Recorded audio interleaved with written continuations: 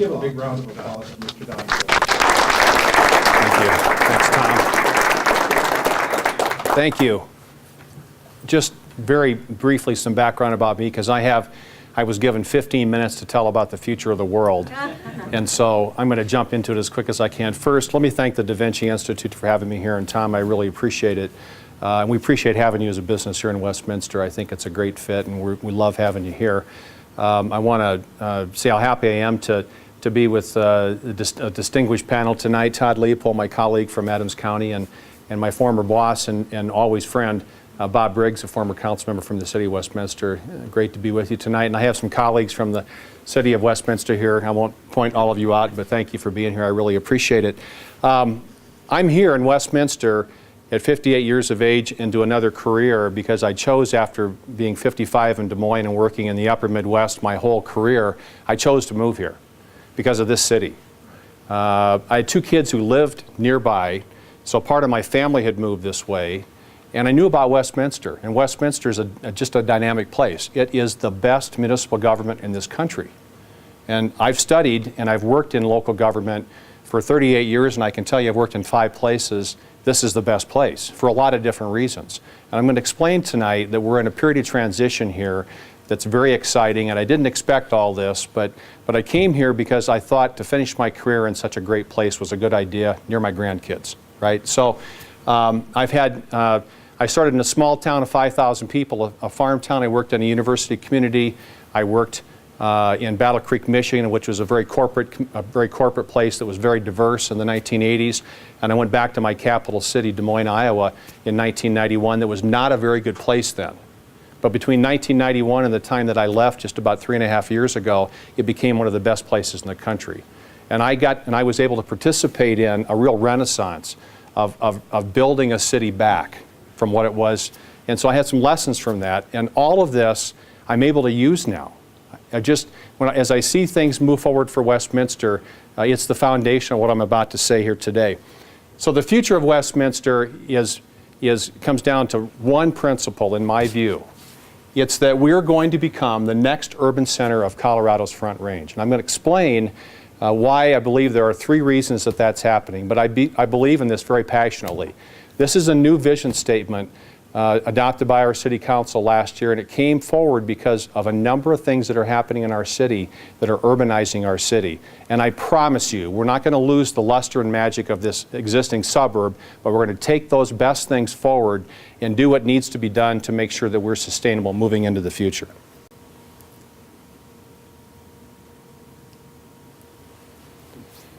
So this city started in 1911. It incorporated in 1911. And it was a small town for a long time. And it was, as you can't see this map really well, but I'll point out that this area was the original Westminster, and that's 92nd Avenue. So there was no Westminster north of 92nd Avenue until the middle of this century.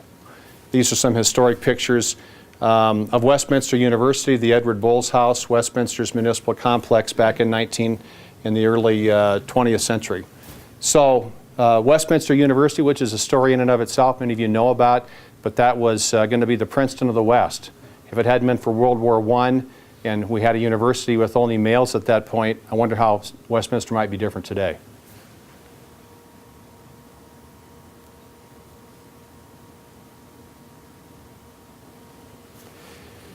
Our city stayed relatively small until 1970. If you can't read this, it says that the population went from 125 in 1911 to 19,000 in 1970, or it grew to about 20,000 people. Between 1970 and the year 2000, it grew from 20,000 to 100,000. It grew 500% during that time. This was largely due to a growing Denver economy, to new transportation systems, US 36 and I-25, and a large land annexation in the city. So I'm going to tell you that, first of all, one of those 3 reasons is that this growth that happened largely up until 1970, or excuse me, between 1970 and the year 2000, and the fact that that growth is leveled off is the typical thing that happens in suburbs, and it's not sustainable over the long term. So the reason number 1 is that we have currently an unsustainable financial model to manage this and operate this city. As suburbs initially develop, they grow in revenues. Those revenues generally outpace the money that they need to build new infrastructure. In other words, what happens is a suburb is growing, and in this case, most of the revenue in our city is sales tax revenue, 65% or so. That sales tax revenue grew at a pace, particularly between 1970 and 2000, that was above the need for this city to build streets and parks and fire stations and municipal buildings. So money was aplenty. That's what happens in suburbs. When suburbs grow, that money's available. And everybody moves there because it's all new and it looks great. But guess what happens? It always levels off. And the suburb becomes a place that is no longer growing at that pace because it grows out. It fills out, right? So what happens at that point? What happens at that point is that many times revenues that have now leveled off hit at about the time, 25, 35, 40 years, when that brand new infrastructure is no longer brand new. When streets and parks and municipal buildings like fire stations and libraries need to be rebuilt or need a lot of money invested back in them. But the growth isn't there unless something changes, and that's what happens to suburbs.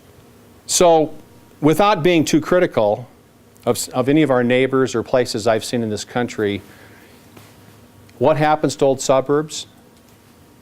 They just become kind of crappy old suburbs, to be truthful with you, if there's not thoughtful reinvestment as to how we grow those places. How do we transform these communities into places that aren't just indoor shopping malls or lifestyle centers? A lot of times, suburbs don't have traditional downtowns. And it's because of the way they develop. They haven't developed since the 1950s in the same fashion that a lot of our cities in the world have developed since the 1500s, and in this country between the 1800s and the mid-1900s. So we don't have those downtowns. Anybody tell me, besides Bob Briggs, because I learned this from him, why Westminster doesn't have a downtown? Doesn't have a real downtown? Bob, what's the answer? I want you to answer that. Because of Westminster University.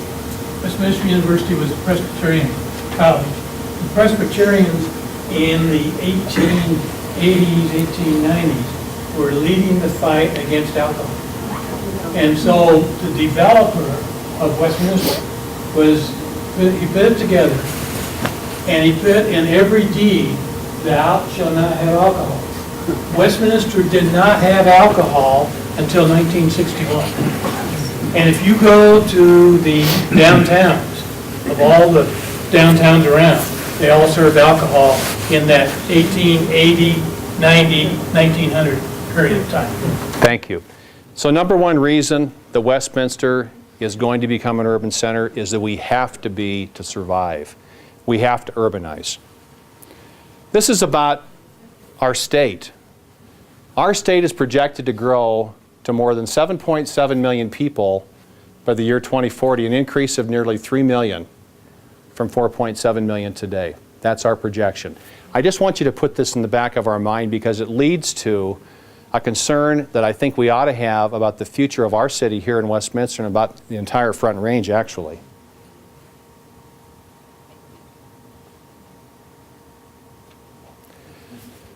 So the second reason that I think we'll urbanize is because we really value our open space. Now, how's that connected?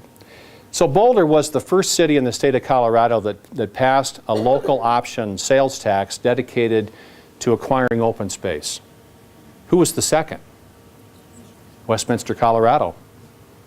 And we have become, just as Boulder, very successful in that endeavor. Our city council at that time passed a goal that they wanted to have 15% of the land area set aside as open space, and while we were acquiring that land, which is now at about 14.7%, we were also acquiring parkland, which is also at 15%. So 30% of our land area in the city of Westminster is now park and open space. Today, by all of our surveys, open space is the #1 reason that people choose to live here. We are known for excellence in our park and recreation services. In fact, I didn't mention it in this way, but I came here as the park and recreation director. I came here because this is the only city in the country that has won the most prestigious park and recreation operation award in the country, the Gold Medal Award. Was won here in Westminster. How many times? 3 times. As Colorado and the Front Range grow, will we choose to allow some of that 30% to be redeveloped? What do you think? Is that a good idea? That's what happens in cities, okay, as suburbs as they grow out, is that we choose to allow that to be developed. I don't think that'll happen here. I don't think anybody's going to tolerate that. So what do we do about that when we have growth of 3 million people in this area? Do we establish a policy that says that Westminster can't grow above a certain population? I don't think that's really going to happen either, because we want to grow jobs, and there's opportunity here. I think what will happen is that we'll redevelop. And as we redevelop, the way I'll show you here in a little bit, it's going to happen through projects like our downtown, is that they'll urbanize, and that we'll go up, not out. By the way, we have some great views here. Have you noticed that? So those 10th floor condominiums will be an opportunity, and to the young woman's point, it has to be carefully planned. It certainly has to be carefully planned.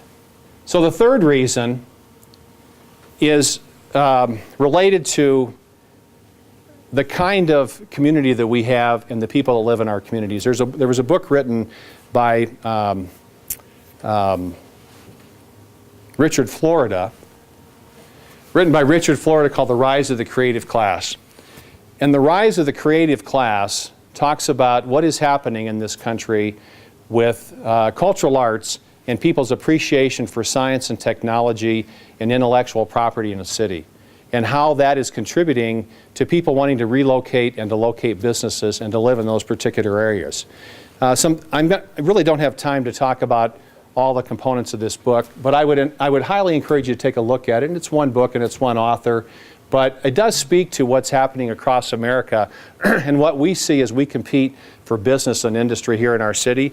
It's that people want to move places that have certain quality of life characteristics. Of course, our parks and open space and our wonderful views and the things that we have to offer for people's health is part of it, but people are also looking for this quality of life that's contained in a creative space. There are, according to Richard Florida in this analysis, he identified top 20 metros in the country that are based on an index that he creates. You can read about in this book called the Creativity Index.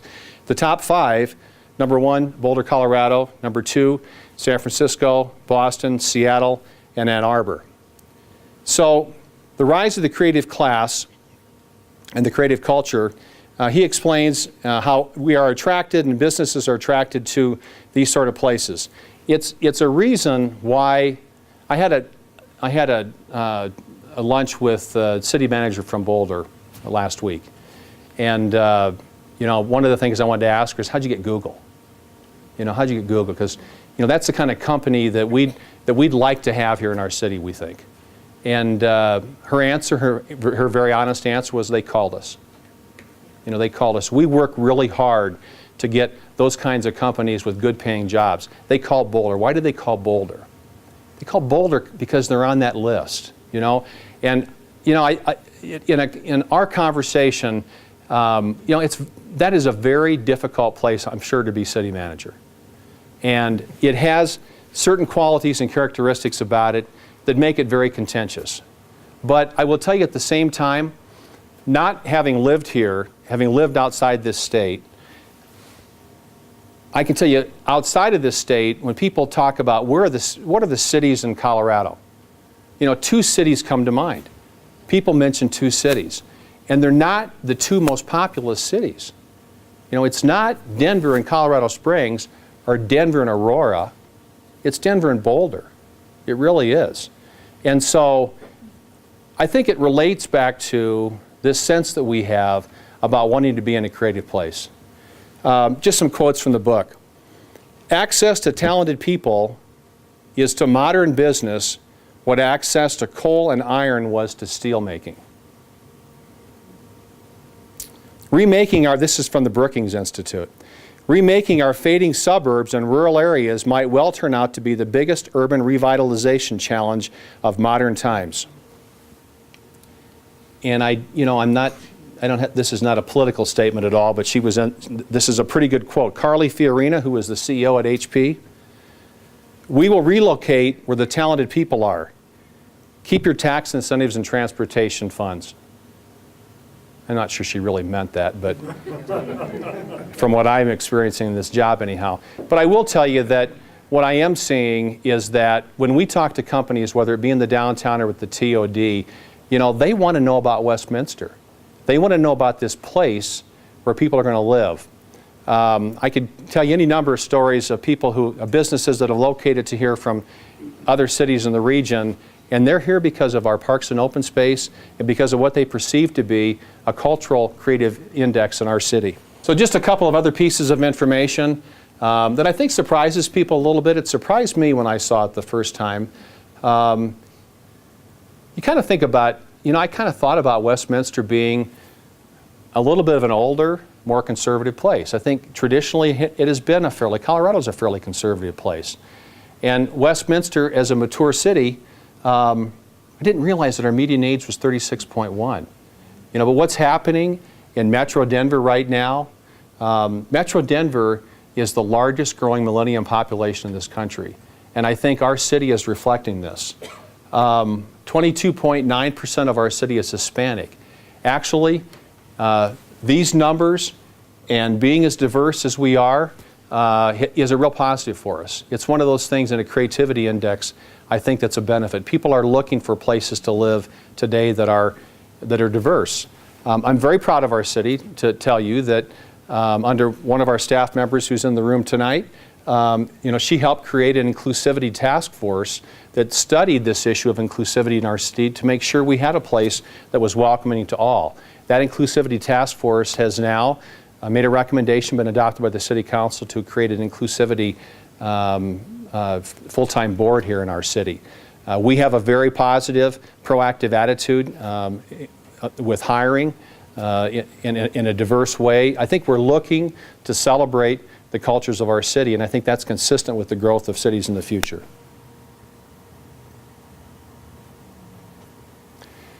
So the book goes on, this is the last I'll talk about the book, but the book really boils down to one basic principle, that cities of the future are looking for talent, technology, and tolerance. And these are words in our vocabulary now in Westminster that I think are probably a bit different than they were 10 years ago. Walkability, street level entertainment, local restaurants. Our city council has a strategic goal of local chef-owned restaurants. They want local chef-owned restaurants in our community. And I think for a lot of us to get our head around what exactly are we really, is that the most important thing for our city is local chef-owned restaurants? But you know what it was? It was a statement about us wanting to have the kind of life that encouraged a balance of local ownership, small business, chains, large business. And that's the future of cities in America. Small galleries, arts and culture, other things that I think are new to our thinking today. So I'm going to just really quickly run through some slides just to pique your interest. But I just want to say, first of all, we're involved in two exciting projects here in our city. The redevelopment of the old Westminster Mall. I'm sure if you're anywhere from around here or nearby, you know what's going on there. But very exciting news on that front. We have a number of developers who we have agreements with. They're close to come to purchase and sale and development agreements. And these are developers who are going to be building buildings that are 5 or 6 stories tall with retail on the bottom, some local, some national, with residential above. Our parking lots will be parking garages. They won't be expansive parking lots. People ask me, what will downtown Westminster look like? Is it going to be like Belmar? Is it going to be like the Orchard? What's it going to be like? Not like Belmar, not so much like the Orchard, probably somewhat like Lodo, probably somewhat like Pearl Street and Boulder. Local ownership, creativity, quality, office space that is not maybe necessarily all commercial, traditional commercial office space where one operator owns the building, but maybe it's a building that has collaborative office space, similar to what Tom is doing with this property here. Restaurants, entertainment. One of our first developers is Alamo Draft House out of Austin, Texas.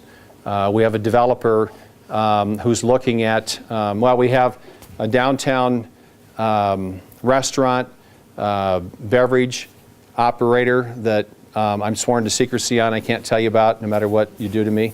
But they want to be here, and we're really happy about that. We have great views. We will work to protect those views, but we're going to try to provide a balance in this place where this is a place where people want to live, where people can come to work, and where people can have their entertainment and their nightlife right here in our city. And I'll just, with that, show you a little bit about this. It comes from our strategic plan.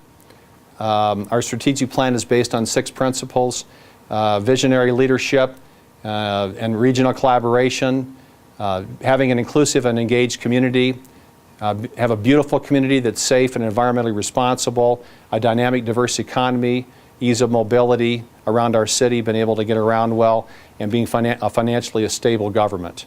We're executing this through a series of projects: our downtown Westminster and Westminster Station projects in South Westminster.